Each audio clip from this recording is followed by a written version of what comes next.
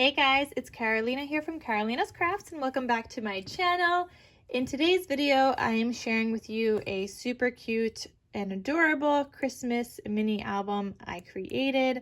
I will show you guys like the paper that I used, and I was just using up my scraps, guys, from a paper collection I had. Just using scraps, and that's all I use, and I was able to get this super cute 4x4 size mini album. It's got a ton of flip outs and tuck spots and everything, so I hope you guys enjoy this project share, and I will also let you guys know more information about a tutorial.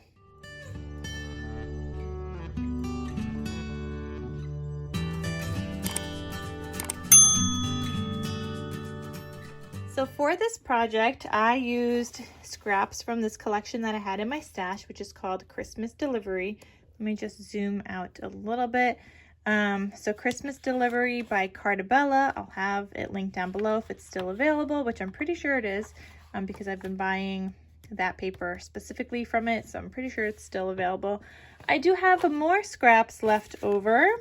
I don't know what I'm gonna do with these scraps yet, but I have a couple of like larger pieces, some smaller pieces, and then this larger piece, and this one. I love this paper, so I have that one as well. So I'm not sure what I'm gonna make with this just yet. I will have to figure something out because I do love this paper and this collection. I have used it a bunch of times on my channel, but I just love it, and I think I don't know, do I have more in my stash? I might not, I don't know.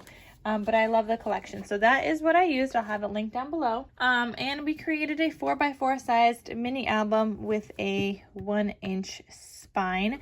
This is all made out of cardstock. There is no chipboard in this album. So the like the base is made out of 110-pound cardstock. The pages here are, well, the pages are, okay, hold on. The base of the album, which was just to create the pages and the cover and the outside, is 110-pound cardstock. The flip outs and everything else are 65-pound cardstock. But I do that because this paper is super heavy duty. Carta Bella paper is thicker than Echo Park paper. But even with Echo Park, if I'm matting on both sides, it's very sturdy. And like, you don't need to use heavier weight cardstock. It gets very sturdy, especially if you're also using wet glue. If you're not using wet glue, I wouldn't recommend using 65-pound cardstock, but when you are using wet glue, it gets harder, and it does become very sturdy. So this is the album. It says Merry and Bright on the cover, which I do have popped up on some foam dots, as you guys could see, just so that sticks out a little bit. And I have it matted onto some gold foil paper. I have a sticker on the back here and another one here that I matted onto red cardstock first, and it just says Magic in the Air. So Merry and Bright, Magic in the Air. Some enamel dots here, gold foil double layered cover, spine and back as well. And I have my stitching all the way around. The spine has just a regular stitch, but the front and back covers have that zigzag stitch. And I have my handmade kind of logo stamp back here, which I will also link down below because you guys always ask about it. This cutie patootie has a ribbon tie closure, and the ribbon I used is from Hobby Lobby. I have like a red and a green. I don't know if they still sell this. It does say 2022 on here, so I'm not sure, but here is the code 5308697 in case you guys are looking for it or something similar. But that's what it looks like, and they are 3/8 of an inch wide. So that's the ribbon I used here. So when you open this up, it looks like this. Super duper cute. This cut apart is actually not from this collection. It's from some other collection I had that I was also trying to use up, but I didn't have a lot of cut aparts with words on it from this Christmas Delivery collection. You guys will see the cut aparts I did have don't have any like words on them, so I really wanted something with words here, which is why I used it here. So it just says let us know. You open this up, you could add a photo here, add a photo here. Then here I have a belly band, and inside this belly band I've made a cute little tag with some seam binding. You guys know that I get my seam binding from My Scrap Cabin Shop on Etsy. I will have her link down below as well where you guys could find it. And this is just a belly band here.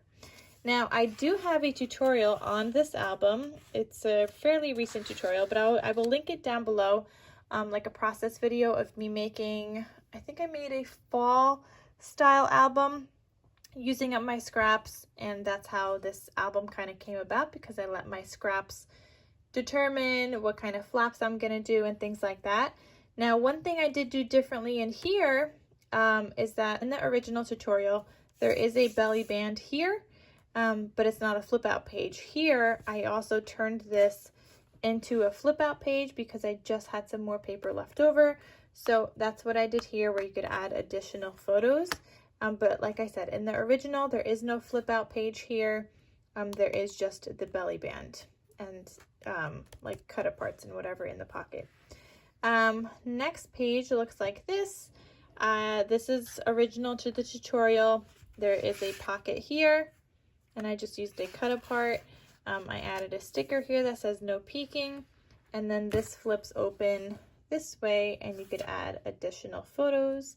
So even though this album is such a little album, you could fit cropped 4x4 size photos.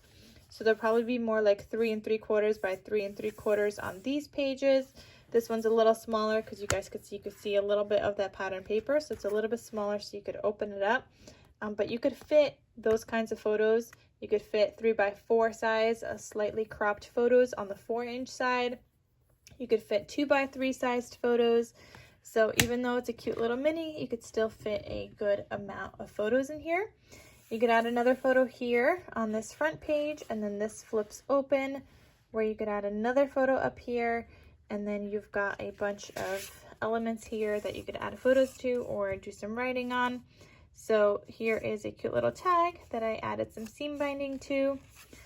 Here, I was trying to add this to the last page, which you guys will see later, or let me just show you guys now. I was trying to add it back here, but then I made him a little bit too long, and then he would stick out from the top because this is not a gusseted pocket. It's just glued down on 3 sides of the paper. So this one didn't work there, and I still wanted to include him, so I stuck him in this pocket instead. And so you've got that little flip up, you've got this journal card, and you've got this tag. And that all closes there, and it's magnetized closed, just like all these pages. So you had a magnet here, a magnet on this page, you had a magnet on this page, you have a magnet on this page. There's a lot of magnets in here. Then here is where I was trying to add that other piece, and this is just a flap or like cut apart kind of thing where you could journal on. You could add a photo if you'd like. You could add a photo under here, on here, or to the back.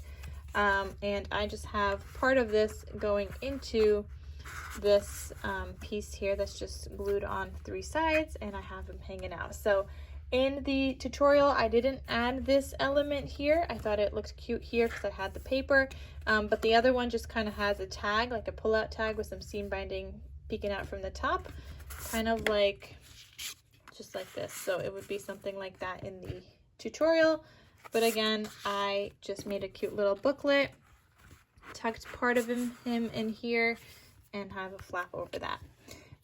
Then the last page here has a cute little pocket. I do show you guys how to make this pocket in the tutorial. Luckily, I had this kind of scrap already, like in this triangle shape, so I was like, yeah, I can make it here too. I have a tag here and some cut aparts, but you guys see these cut aparts do not have any like words on them, and they are both from the collection, and I just wanted something with words, which is why I had to pull from something else on the front cover. But they are cute spaces for journaling and whatnot, so yeah, you could add your photos to here. There's a lot of magnets throughout, but it's a cute little 4x4 sized mini album. If you guys want to check out the paper that I used, I'll have it linked down below. Any products or information that I mentioned, I will link down below, and then also the tutorial you guys could find linked down below as well. Again, the tutorial I made was a fall-sized or fall-themed album using my scraps, but I used that same process video to then make this Christmas one and just added in an extra flap or cut apart whatever with the scraps that I had. So it's a great way to use up your scraps. So check out that video if you guys are interested on learning how to make one yourself as well. And as always, this is available in my Etsy shop in case you guys are interested. At the time of filming this video, it's available, but you'll have to check my Etsy shop to see if it's still available when you guys are watching it. So I will have that link down below as well. And you guys could see also whatever other products I have available as well. And anytime I share like an album or a journal, there is a video flip through on Etsy where you guys could check out what it looks like. So yeah, that is everything, guys. Thank you so much for watching. I hope you guys enjoyed this cute little Christmas mini, and I will see you guys in my next crafty video. I'll talk to you soon. Bye.